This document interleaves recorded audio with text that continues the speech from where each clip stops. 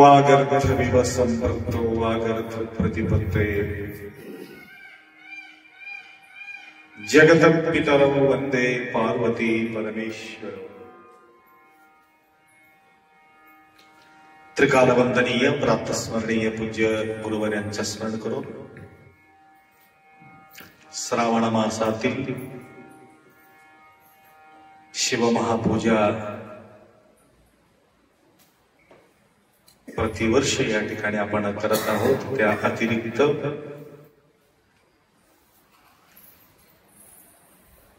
सत्संग सुद्धा या ठिकाणी आपण करत आहोत. या निमित्ताने या जीवाचा कल्याणासाठी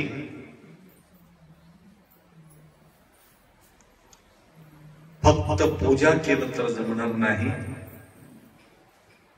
त्या ठिकाणी अनुसंधान सुद्धा करावं लागते.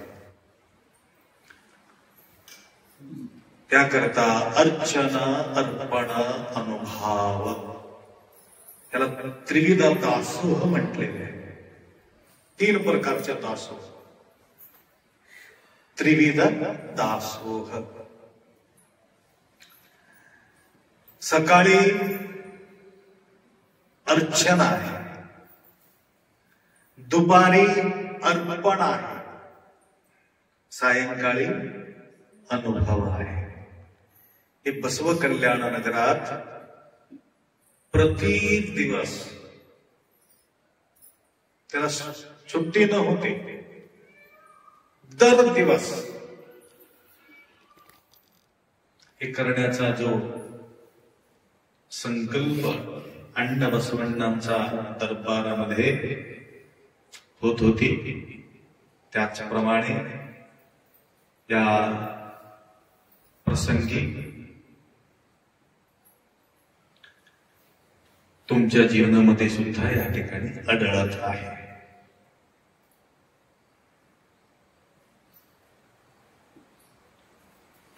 मंथन करायचं दर दिवस.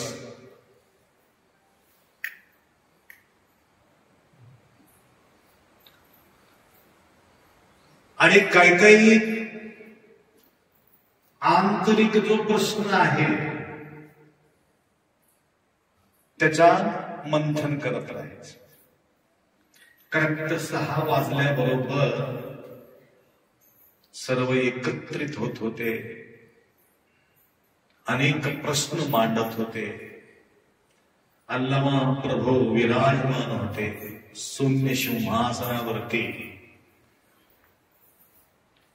अध्यात्माला विकसित करण्याकरता किंवा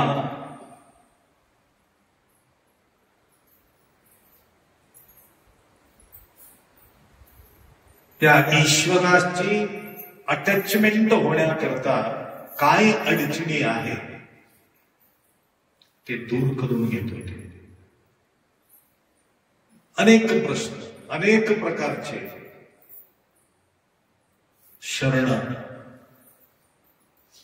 धावून धावून त्या ठिकाणी यायचं. लांबून लांबून अनुभवद अडिगे या माडी. अनुभवाचा स्वयंपाक.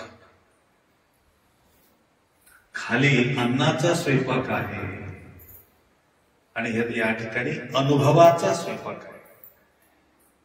त्याला अनुभव म्हटलेले. अनुभाव, अर्चना, अर्पण, अनुभाव.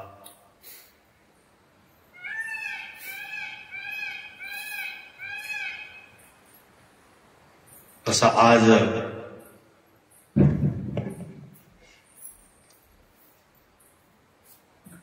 सुखदेवजी डेली सत्संग करायचे. सुखदेवजी राजा परीक्षिताला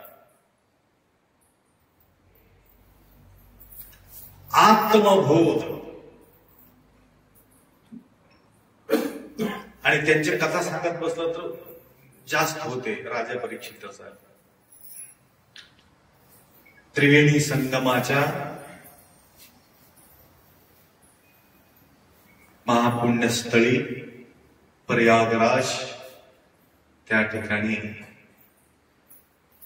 सत्संगासाठी त्यांना जवळ घेतले होते.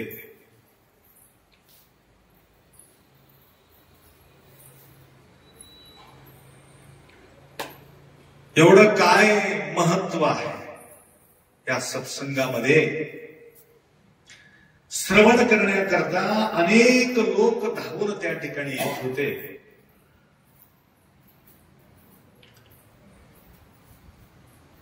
तर इंद्राला वाटलं मीही सुद्धा थोडा सत्संग ऐकून घ्यावे.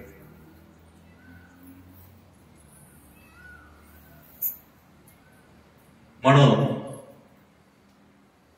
अमृत कलश घेऊन जातो त्या ठिकाणी सुखदेव मुनीजवळ. आणि आल्यानंतर ज्या प्रकारे सन्मान करायला पाहिजे, मोठ्या मोठ्या लोकांच्या आदर सत्कार करायला पाहिजे, आईचं, वडिलांचं, मोठे मोठे लोकांचं, बुजुर्ग लोकांचं,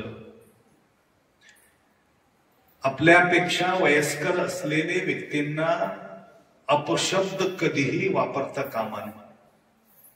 त्यांनी आम्हाला वापरलं तर चालेल, परंतु आपण मात्र त्यांना वापरता येत नाही. आल्यानंतर जे मोठा सन्मानित लोक आहेत, आल्यानंतर उभा राहून त्यांचा सन्मान करायचा. घोड्यावरून तुम्ही येत असाल तरी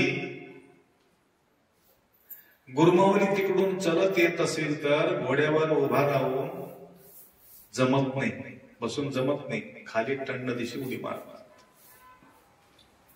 अलेक्झांडर साधारण व्यक्ती नव्हतं. अलेक्झांडर त्यांनी सुद्धा गुरु करून घेतले होते.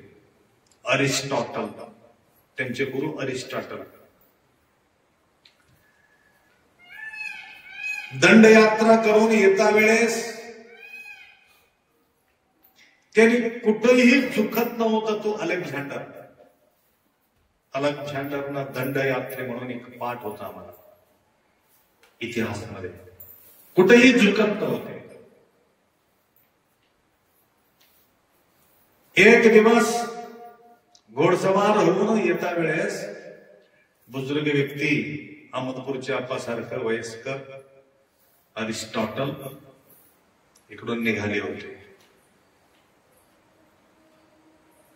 बीर ते मंत्री, सेनाधिपती, जे जे काही सोबत होते सगळे गुरुमाऊलीला पाहिल्याबरोबर घोड्यावरून टन्न दिशी उडी मारलं. उडी मारून साष्टांग दंडवत टाकला महाराजांना. महाराज हात धरून उचलले, कुशल मंगल विचारले, नमस्कार करू, अजून घोड्यावर बसून निघून गेले. मंत्री विचारू लागला, काय एवढा मोठा माणूस, एवढा बुजुर्ग माणसाला साष्टांग दंडवत टाकण्याची काय गरज होती? सगळे दुनिया झुकतात तुमच्या समोर, तुम्ही असा का केला? मला हे पटत नाही म्हणले. एवढा महान योद्धा, शक्तिशाली, वैभवशाली, बलशाली, मला काही शुभ देत नाही तुमची. काय केलं त्यांनी? काय केलं तुम्हाला? फार सुंदर उत्तर देतो. इतकं सुंदर उत्तर देतात. हे बघ, माझा जो आई आहे, आईने मला स्वर्गातून खाली आणले, खाली आणले आई, परंतु माझा गुरुमाय स्वर्गापर्यंत उचलून धरले. एवढा उंच आणून सोडले त्याला, स्वर्गापर्यंत उचलून धरले. म्हणून मी साष्टांग दंडवत टाकलं म्हटलं. सांगायचं म्हणजे सत्संगात ज्यावेळे व्यक्ती येतो त्यावेळे त्यांचा सत्कार करणे जो बोधक आहे, जे तुम्हाला उपदेश देतात, त्यांच्या प्रती तुमच्या अतूट श्रद्धा पाहिजे, भक्ती पाहिजे, आस्था पाहिजे, प्रेम पाहिजे, अंतःकरण पवित्र पाहिजे. जे बी बोलणार आहेत, पहाटे 4:30 वाजता माताजी मला फोन केले, माय मला मराठी तेवढा काही विशेष येत नाही, तुम्ही ऐकून घे प्रवचन, थोडा सांगा म्हटलं. नगरच्या माताजी, अप्पा हे काय बोलता तुम्ही गडबडमध्ये काय गोंधळ करून काही बोलला असेल तर ते आमचा पर्वकाळ आहे. तुम्ही कुठेही सुद्धा शब्द अपशब्द वापरला असेल तरी ते आमच्या हितासाठी असते. त्या प्रकारे मी श्रवण करतो, मला कुठेही तुमच्याबद्दल आढळत नाही, बोलायचा प्रश्नच नाही. म्हणजे माऊलीच्या प्रती एवढा अतूट श्रद्धा असायला पाहिजे. असेल तर या जीवाचं कल्याण होतो. संशय आला, सत्संग संपला. संशय आला, संसार संपला. सत्संगामध्ये सुद्धा संशय येता कामा नये. यायला पाहिजे संशय. तुम्हाला कुठं संशय होत असेल तर त्याचं निरसन करून घ्यायला पाहिजे. संसारामध्ये सुद्धा संशय येत असेल तर नवरा बायको मिळवून त्याचा निरसन करायला पाहिजे. डोकं खराब करणारे लोक भरपूर आहे. कालच आले एक 2 जोडी, नवरा बायकोचा दोघांचा बी झोप उडाले. वाट बघून तू होतच का पोरी आले, काय माय काय सगळं कारोबार ठप्प झाले. म्हणले कशा करता, काय झाले म्हणलं. काय नाही, या बायकोला घेऊन हिंडलो तो मला. काय झाले काय, कोणीतरी बाई त्याला सांगितले अशा प्रकारचे त्याच्या नवरा काहीतरी ते बाईला तसंच केले, तेव्हापासून लई परेशान होऊन गेले. तुझ्या नवऱ्याकडे ख्याल ठेवू, काही सांगता येत नाही. उगाच सांगतात. तेवढंच त्याच्या डोक्यात शिरले. महिन्याला काय 7-8 लाख रुपये कमाई करणारा जो माणूस आडत आहे, शिक्षक आहे, बाकीचे कारोबार आहे, सगळं आहे, अशा व्यक्ती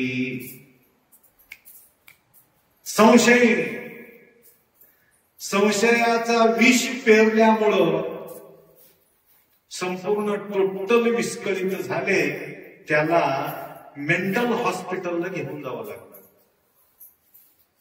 नंतर धरून माझ्याकडे आणले होते त्याने. कोणीतरी अशा प्रकारच्या तुमच्या नुकसान करण्याकरता विष पेरत राहतात, तिकडे लक्ष दिलं, भयानक अवघड होणार आहे. म्हणून संसारामध्ये संशय येता कामा नाही. संसार चालवायचा असेल तर, संसार सत्यानाश करून घ्यायचा असला तर संशय धारण करून घ्या, नको म्हणत नाही.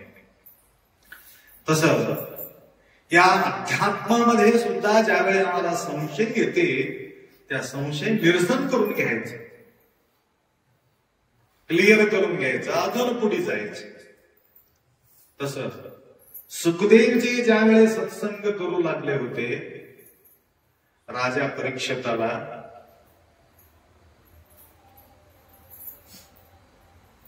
त्यांच्या कल्याण करायचं होतं. एकाग्र चित्ताने हजारो लोक त्यावेळी सत्संगासाठी त्या ठिकाणी येऊन बसले. एवढा गर्दी का, म्हणून इंद्राला वाटलं मी सुद्धा सत्संग ऐकून घ्यावं, म्हणून आले. नमस्कार नाही, काय नाही, काय नाही. जाऊन उभा टाकला.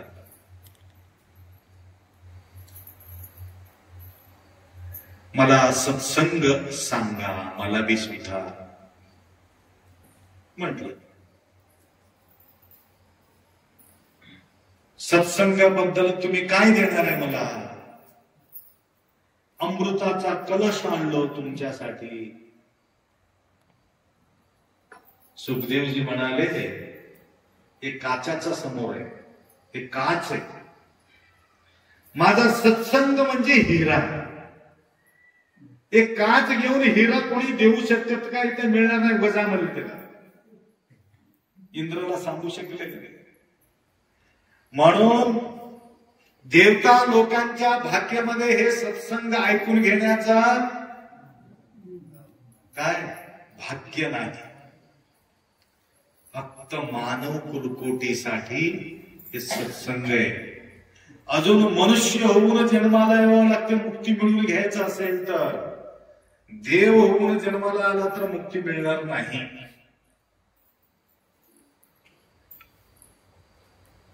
तुम्हालाच देवाचा रूप धारण करावा लागतं. दुपारी सांगून गेलो. तर अशा प्रकारचा अनुभवाच्या वाणी अनेक साधू संत अभंगाच्या माध्यमातून या ठिकाणी आम्हाला निरूपण केलेले आहे. एक एक विशेषता आहे, एक एक शब्द महान आहे. त्यांच्या तुलना कुठंही काही वस्तूशी करता येत नाही. सुधाभिता दिवंगता, अमृत सुद्धा त्या ठिकाणी त्यांच्या समान करू शकत नाही. वचनाचा अमृत पाहिजे, अमर होण्याचा अमृत नकोय. वचनाचा अमृत, त्याला समान शब्द नाही म्हणून ते अमृत हा जोड लावले. तर हे कशाची आहे? स्व अनुभवातून निघालेले शब्द आहे. उगा ऐरी वेरी कोणती तरी पुस्तक बघून वाचून केलेले नाही. स्वतः डोळ्यांना पाहिलं, अनुभवलं, व्यवहारामध्ये त्यांनी जीवन जगले. लोक किती स्वार्थी आहेत त्यांना कळालं. वेळ आल्यानंतर हात सोडणार नाही त्याला पक्का माहिती झालेले. म्हणून हे अभंगाचा रचना त्यांनी केले. लक्षात आलं का? किती सुंदर सांगितलं. सर्व मायेचे ममतेचे, कोणी नाही संगतीचे. किती महान शब्द आहे बघा. सोप्प सोप्प सोप्प. सर्व मायेचे ममतेचे.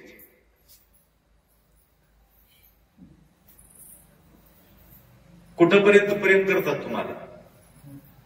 नाही.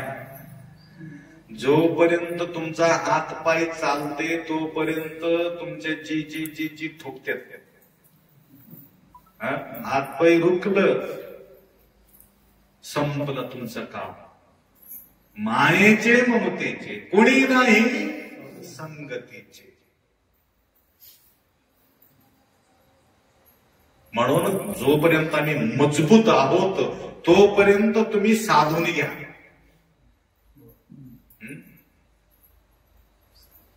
स्वर्गाला जाऊन सत्संग ऐकणं शक्य आहे का? बिल्डिंग चढून येऊन ऐकणं अवघड आहे. स्वर्गाला जाऊन कुठं ऐकणार आहे? किती परेशान आहे मला सांगा. सोपी गोष्टी नाही. काय करा, ऐकण्याची इच्छा आहे परंतु बिल्डिंग चढू शकत नाही. काय काय भक्त म्हणले ते सत्संगच खाली आण, आम्ही वर जायचंच नाही. तुमचं भक्ती असेल तर सत्संग सुद्धा तुमच्या सोबतच येते खाली. परंतु तेवढं तुमचा दृढ प्रेम पाहिजे, अटूट आकांक्षा पाहिजे, तीव्र इच्छा पाहिजे. म्हणून भक्त सर्वात श्रेष्ठ ज्ञानीपेक्षा, ज्ञानी जो आहे त्याच्यापेक्षा भारी भक्त आहे.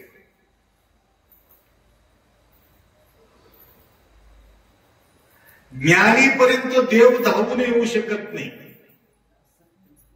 देवापर्यंत ज्ञानी धावून जाऊ शकतो, परंतु देव त्यांच्यापर्यंत येऊ शकत नाही. भक्त तसा नाही, देवाच त्यांच्यापर्यंत धावून येऊ शकतो. हे भक्ताचं, भक्ताजवळ तेवढं पॉवर आहे.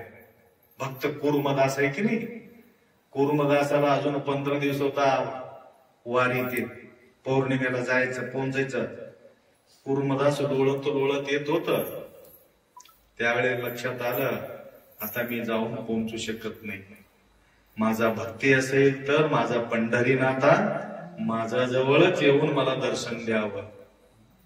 लहू की कोणतं तरी गाव आहे, त्या लहू या गावामध्ये पांडुरंग त्या ह्याच्यामध्ये नव्हते, पंढरपूरमध्ये. त्या दिवशी सुट्टी घेतलं. कोणासाठी? भक्तासाठी सुट्टी घेऊन इथं येऊन कुर्मा मेथानो बर म्हणून ऐसा पाहुनी या डोळा सुखा सोहळा सुखाचा, कुर्मदासासाठी. तसं आम्ही बी लंगडे झालं तर आम्ही सुद्धा खाली येऊ, काय चिंता नाही कुर्मदासासारखं. परंतु त्यांच्यासारखं भक्ती पाहिजे, अतूट प्रेम पाहिजे. प्रेमाच्या पोटी माणूस काहीही करू शकतो. प्रेमाच्या पोटी व्यक्ती काही करू शकतो. त्याला साप कळत नाही, त्याला रस्सी कळत नाही. लक्षात आलं? कोण होते ते? तुळशीदास. सापाला पकडून वर चढून गेला. भयानक पाऊस पडत होता, तुम्हाला माहिती आहे, सगळं सांगायचं गरज नाही. त्यावेळी तिने म्हटलं, हेच प्रेम तिकडी लावलं असेल तर आतापर्यंत तुला देव भेटत होता, काय मूर्ख आहे असं म्हणून बायको शिवलेली, बायकोच गुरु झाली त्यावेळेला. असं होई का म्हटलं, सोडून दिला. त्या दिवसापासून प्रेम एकच आहे. विकारासाठी लावणं तो काय होतो, ते प्रेम विकाराचा रूप धारण करतो. आणि तेच प्रेम भक्तीकडे लावल्यानंतर तुमचं उत्थान होतो. तिकडचं काढलं, इकडे लावलं. मी पहिले एकदा बोललो होतो बघा, पहिले बी टाकतात,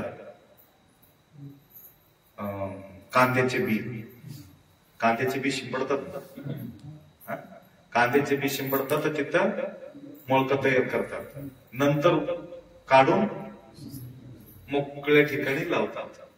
इथं असलं तर होत होतं का कांदा? ज्या ठिकाणी तुम्ही बी टाकला तर त्या ठिकाणी कांदा होत नाही माहिती. ते काढून टाकून दुसऱ्याकडे लावल्यानंतर एवढं मोठं कांदा होते, अर्धा किलो, 1 किलोच होत.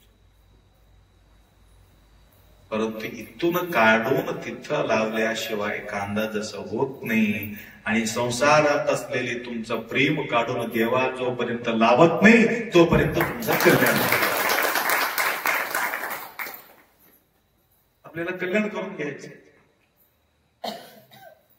काढून तिथं अटॅचमेंट व्हायचे. म्हणून सर्व मायेचे ममतेचे, कोणी नाही संगतीचे. कोण येणार आहे संगतीचे?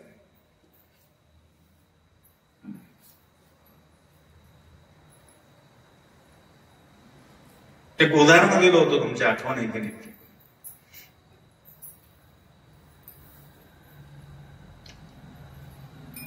तर एक सज्जन माणूस,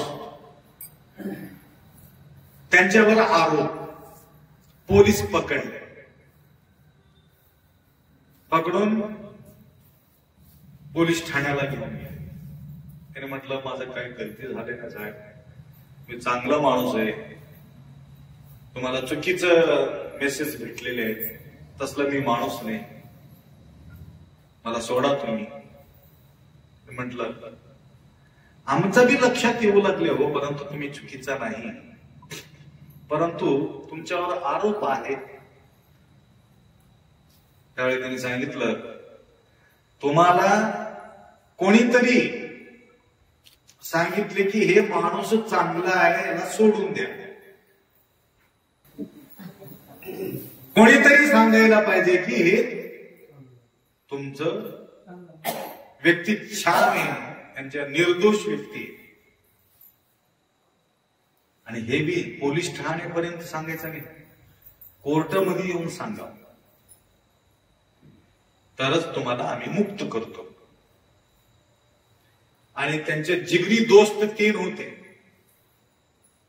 आपत्कालेश मित्रेश, आपत्कालामध्ये जो मदत करतो तो खरा मित्र आहे. तुमच्या खिशा भरून असताना तुमचं मित्रत्व करणं काही मोठी गोष्ट नाही. लक्षात आलं का? ज्यावेळेस तुम्ही मजबूत आहात, जोपर्यंत तुम्ही सेवा करत आहात, चहा पाजीत आहात, तुमचा खिशा खाली होऊ देत नाही आणि तुमचं संपूर्ण टोटल देखभाल करतो आणि गाडीमध्ये घेऊन हिंडत राहतो, सगळं व्यवस्था करतो, तोपर्यंत आमचा मित्र म्हणजे का असा राहावा बघा मित्र. त्या मित्राला वेळ आला समजा, वेळ आल्यानंतर काय, तुमचं जवळ सुद्धा काहीतरी मागते की काय, स्विच ऑफ करून ठेवते, रॉंग नंबर मग ते उगत. तर मायेचे ममतेचे कोणी नाही संगतीचे. बसा म्हणे, बसा.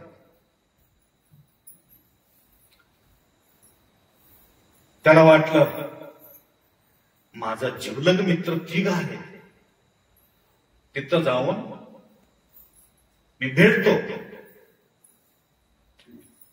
पळत पळत गेला, पोलीस सोबतच होते. विचारलंय असा असा वेळ आलेला आहे, मित्र दोस्त सांगा, थोडा कोर्टापर्यंत येऊन हे माणूस चांगला आहे म्हणून सांगा. कधीतरी तुमच्या जीवनामध्ये मी काही धोका दिलो का, तुम्हाला परेशानी केलो का, कोणाला मी परेशानी केलो का तुम्ही पाहिला का? नाही हो, तुमचं एकदम नंबर 1 माणूस आहे. तुम्हाला नाव कोण ठेवते, देव सुद्धा नाव ठेवू शकत नाही तुमच्यावर. असा अन्याय कसा होऊ शकते, जमणार नाही मला. ठीक आहे, हेच गोष्टी कोर्टापर्यंत येऊन सांगणार. माणूस चांगला आहे, निर्दोष आहे असं म्हणून एवढं बी तुम्ही सांगलं तर माझा सुटका होईल. दोस्त, मी कोर्टापर्यंत येऊ शकत नाही. मग इथं कोणाला बी घेऊन ये तुम्ही इथं माझ्याजवळ, परंतु मी सगळ्याला मी सांगून टाकतो तुझं बिलकुल दोष नाही, परंतु घराच्या बाहेर मी येऊ शकत नाही.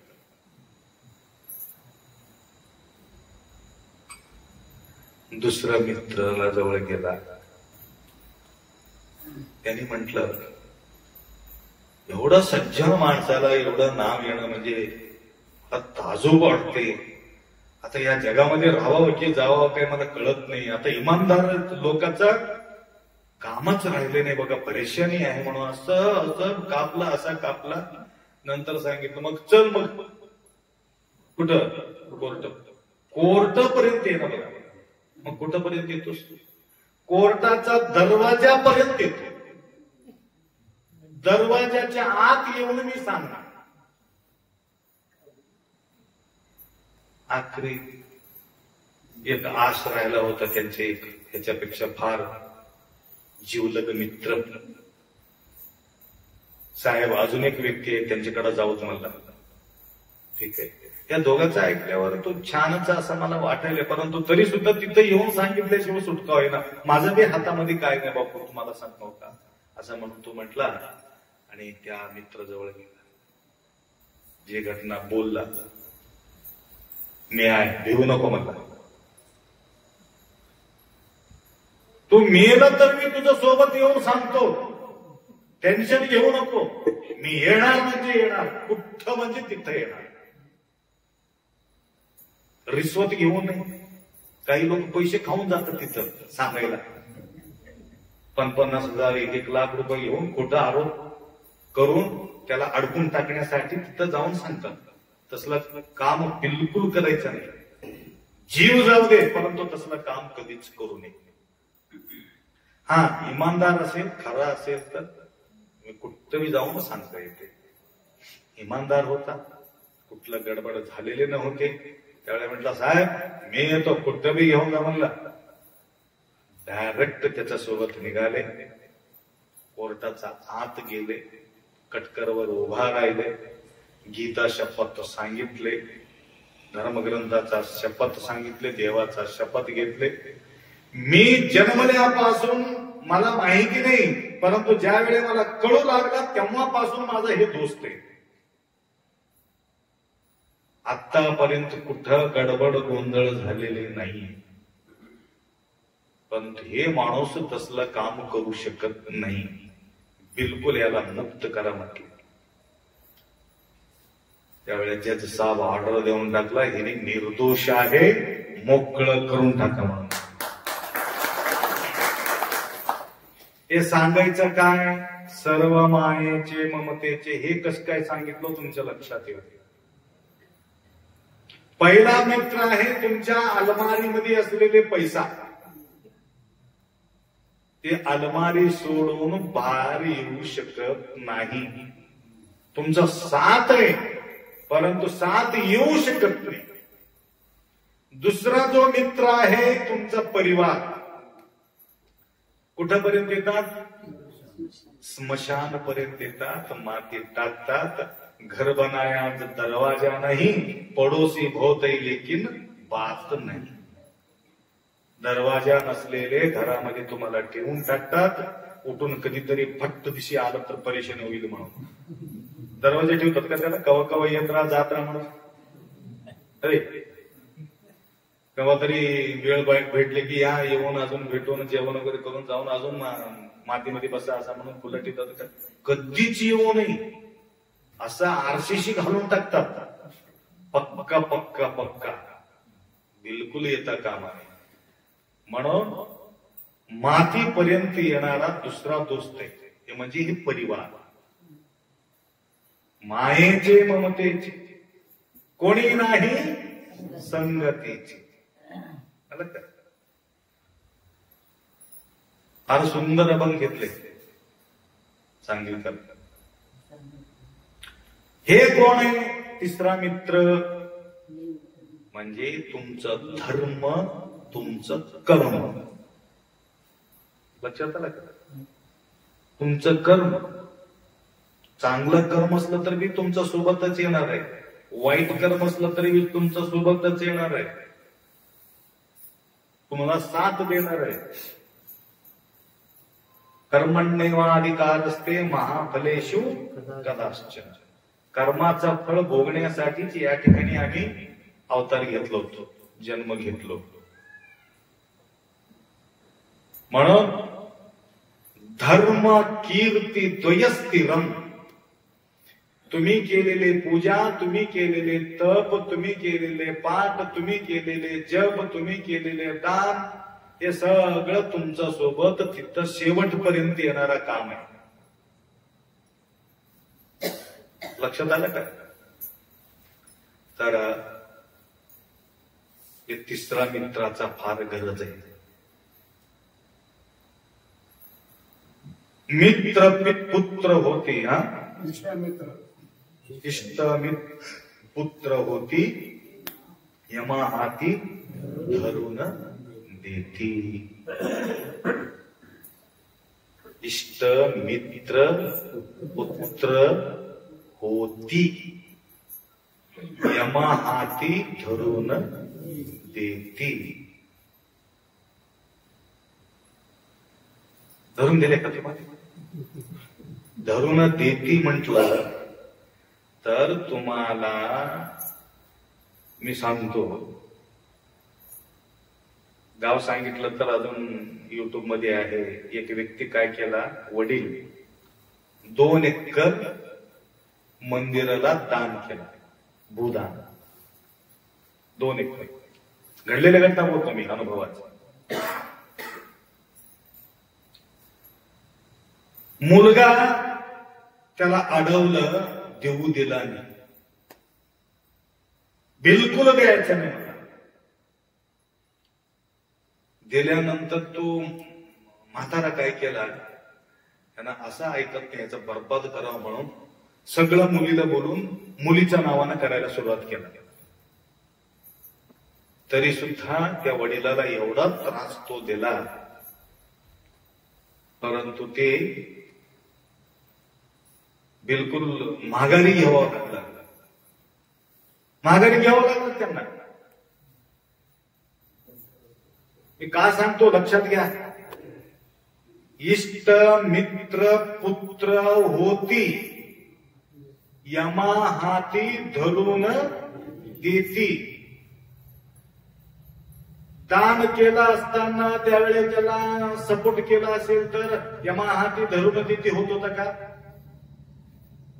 धर्म कार्यात त्यांनी सहयोग केला असेल तर यम कशाला घेऊन जाते त्याला? ज्या वेळे यांच्या हातामध्ये कारभार होता तोपर्यंत त्यांना करू शकला नाही. ज्यावेळे कारोबार निघून गेले त्यावेळे करायला निघाला, त्यावेळे होऊ शकत नाही. म्हणून जोपर्यंत तुमच्या चावी हातात आहे तोपर्यंत काहीतरी दान धर्म करा आहे. काढून घेतल्यावर संपला, तुम्ही करू शकत नाही. हे कोणाला देतात तुम्हाला? धरून यमाच्या हाती देतात. घेऊन जा ग, धरून देती. कोणीतरी भाग्यशाली असेल, माझा वडील सेवा करू लागलेले करू द्या, भांडारा करू लागलेले करू द्या.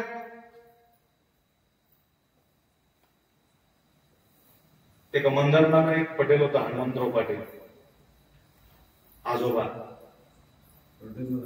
त्यांच्या मृत्यूपर्यंत एवढा भंडारा करत होता, एवढा दान करत होता. आम्ही भरपूर त्यांच्या घरी गेलो.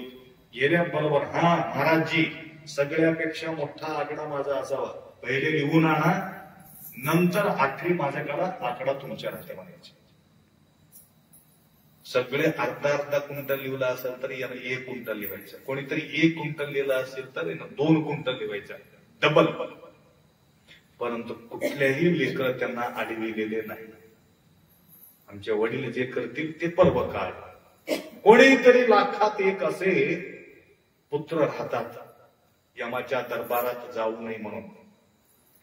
तरी सुद्धा कोणतं लेकर कसं राहतात काही सांगता येत नाही. धर्म कार्यामध्ये तुम्हाला मदत करू शकत नाही, लक्षात ठेवा. जोपर्यंत तुमच्या हातात सत्ता आहे तोपर्यंत तुम्ही करू शकता. सत्ता निघून गेल्यानंतर पत्ता सुद्धा हलत नाही. ठीक आहे. घेती भूषण काढून, सगळ्याला माहिती आहे. काय भरपूर ठेवले आमच्या जवळ. 50 तोळा सोनं आहे, 1 तोळा सोनं गेलं तर काय चालते असं म्हणून सोडतात का? तुमच्या कानामध्ये कान कापून घेतील, नाक कापून घेतील, काही ठेवत नाही. ते इळती सोबतच घेऊन आलेले असतात लोक. कवा भेटते की नाही म्हणून काहीतरी कापायला द्यावं असेल तर आणलं, घ्या. आम्हाला माहिती होतं सोनं भरपूर आहे म्हणून घरामध्येच घेऊन आलो मी इळती कापण्यासाठी. सगळं कापून घेतात, काही ठेवत नाही. घेती भूषण काढून, जगा दाविती उमलून.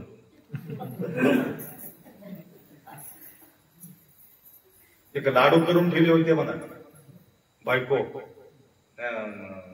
का म्हणतात सुनबाई, भारी भारीचे लाडू करून ठेवले होते.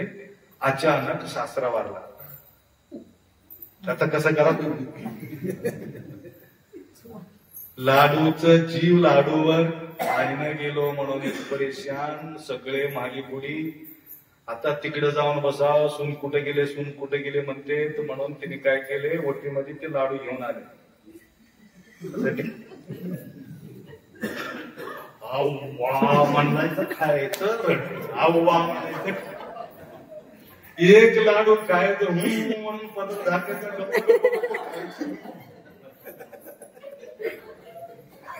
अवघड आहे हो, किती अवघड आहे.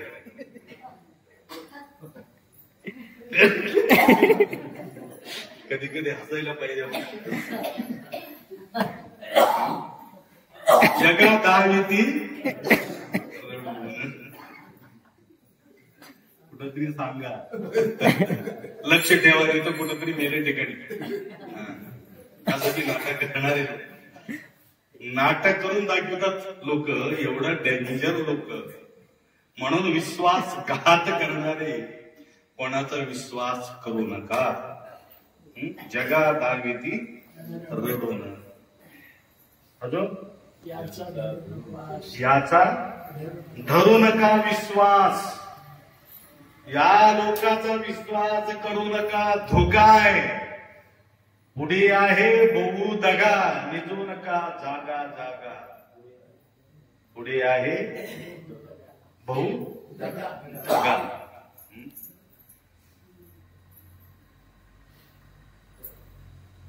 धरू नका विश्वास. किती सुंदर आहे बघा. धरा शंकराचा आस.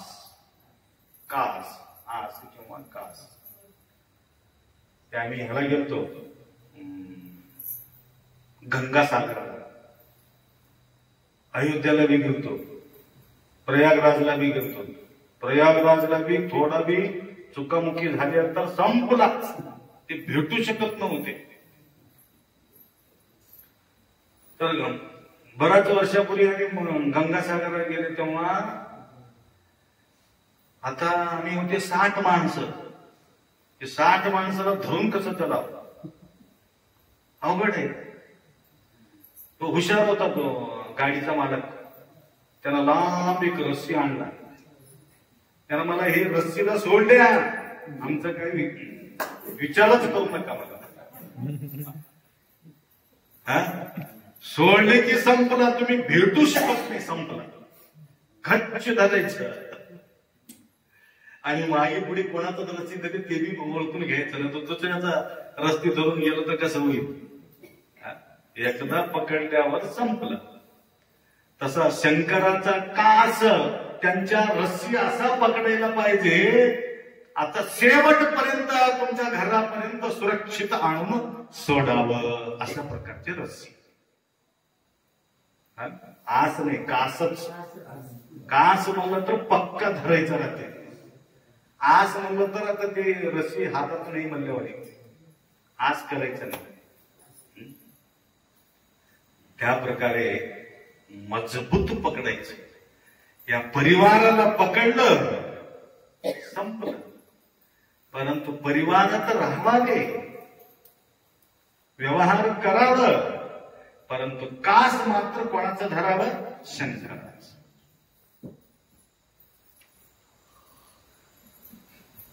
आणि यांच्या कास धरून तुम्ही तरुण जातो म्हणलं, बिलकुल साध्य नाही. नका करू विश्वास, करू नका विश्वास. म्हणून त्यांना त्या प्रकारचे पकडायला पाहिजे. व तसेच बसवलिंग म्हणे देवा यांचा संबंध नसा. कोणाचा? आतापर्यंत जे लिस्ट सांगितलो त्यांचा, नाही तर शंकराचा नाही. आतापर्यंत जे परिवाराचं सूत्र सांगितलो त्याचा संबंध नसावा. बसवलिंग म्हणे देवा यांच्या संबंध कांता पुत्र वित्त देहादी दिसतसे साच परी मिथ्या. मिथ्याला पकडून आमचं कल्याण करून घेतो म्हटलं तर बिलकुल साध्य नाही. किशनरावजी बोरीकर तन मन धन या ठिकाणी सेवा करत आहे. या वयामध्ये साधून घेण्याचा बुद्धी त्यांच्या मनात आलेले आहे.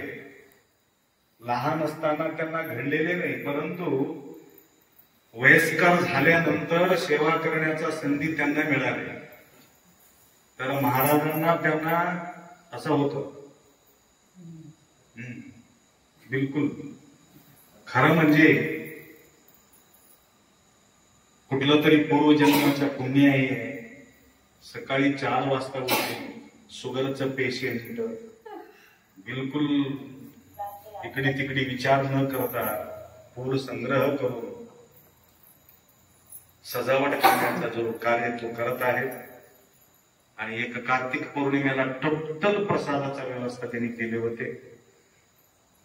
धर्म कार्यामध्ये त्यांनी तत्पर आहे. त्याच प्रकारे काही काही भक्तांमध्ये साधून घेण्याचा विचारधारा बाळगणारे काही भक्त तन्मन धन सेवा करून कृतार्थ होत आहेत. काही ना काही निमित्ताने सरपंच साहेब, दामरगिरी सरपंच साहेब, काही गोष्टी आपल्याला दुःख येते कशासाठी, म्हणजे तुमचं भाग्यात पुण्य मिळविण्यासाठी. सरपंच साहेब हे कमी छान असेल तर हे कपिलधारला कशाला राहत होते? येत नव्हते. सत्संग ऐकत होते का? मराठी म्हणतात वेळ अर्थात थोडे थोडे ಅಕ್ಕಮಾದೇವಿ ಏನ್ ಹೇಳ್ತಾಳ ಅಂತಂದ್ರೆ, ನನಗೆ ದುಃಖನೇ ಕೊಡು ದೇವ್ರೆ, ಏನ್ರೆ ಕೊಡೋದಿದ್ದವ ನನಗೆ ದುಃಖ ಕೊಡು, ನನಗೆ ಸುಖ ಕೊಡಬೇಡ. ಸುಖ ಕೊಟ್ಟಿ ಅಂತಂದ್ರೆ ನೀ ನನ್ನಿಂದ ದೂರ ಆಗ್ತಿ. ನೀ ದೂರ ಆಗಬಾರದು ಅಂತಿದ್ರೆ ನನಗೆ ದುಃಖನೇ ಕೊಡು. ಅಂದ್ರೆ ನಾನು ನಿರಂತರ ನಿನ್ನ ಸಾನ್ನಿಧ್ಯದಲ್ಲಿರ್ತೀನಿ. ಹಂಗ ಏನಾದರೂ ನಿಮಗೆ ದುಃಖ ನಿಮ್ಮ ಜೀವನದಲ್ಲಿ ಬಂದದ ಅಂತಂದ್ರ ನಿಮ್ಮದು ಕಲ್ಯಾಣದ ಅಂತ ತಿಳ್ಕೋಬೇಕು. ಇಲ್ಲಿ ಜೀವನದಾಗ ಎಂದೂ ನೀವು ಸತ್ಸಂಗ ಕೇಳ್ತಿರ್ಲಿಲ್ಲ, ಇಲ್ಲಿ ಬಂದು ಸೇವಾ ಮಾಡ್ತಿರ್ಲಿಲ್ಲ, ಇಲ್ಲಿ ಬಂದು ನೀವು ದಾನ ಮಾಡ್ತಿರ್ಲಿಲ್ಲ, ದಾಂಬರಿಗಿದ್ದಿ ನೀವು ಬಿಡ್ತಿರ್ಲಿಲ್ಲ.